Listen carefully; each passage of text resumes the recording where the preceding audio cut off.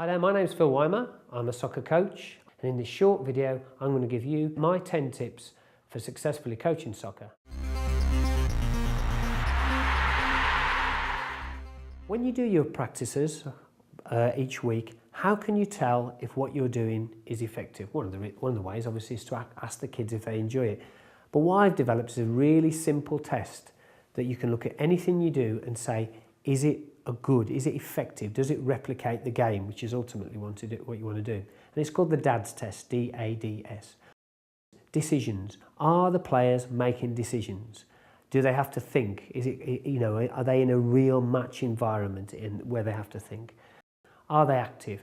I see the most common drill in football is a great big line of 10 players. Someone runs up, shoots and goes to the back. Put your stopwatch on and you'll find it's at least often over a minute between them having a go.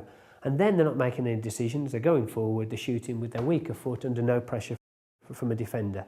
And it's done week in, week out by people everywhere I go. It's the most common drill. It's not a good practice. In 10 minutes, a player will have 10 touches or be hardly active at all. Have you got defenders and attackers? Have you got direction? There's a lot of practices that are just done for possession's sake, 4v4. They're all right. I mean, they're not the worst thing you can do. But aren't you better, instead of having a small grid with 4v4 just keeping the ball, aren't you better having it that you have to get to the end line and put your foot on the ball to score a point? Because football is about a direction. It's about going, I'm going that way, you're going that way. It is about attackers and defenders.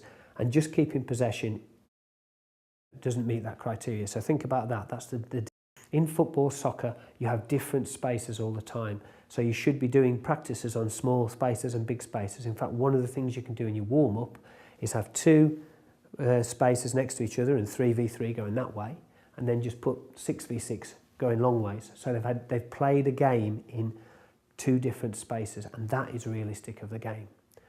So think very carefully about your practices and see if that applies to it. Don't look for the wonder drill and don't make the game a reward.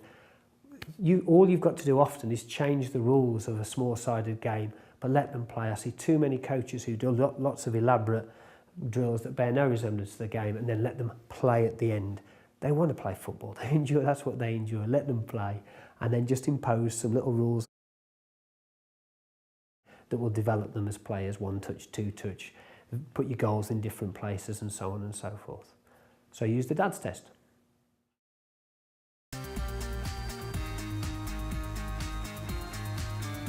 Check on the Apple Store an app called the 21 Tactics Game. Hope you've enjoyed it. If you want to check out the website, it's soccertactics.com.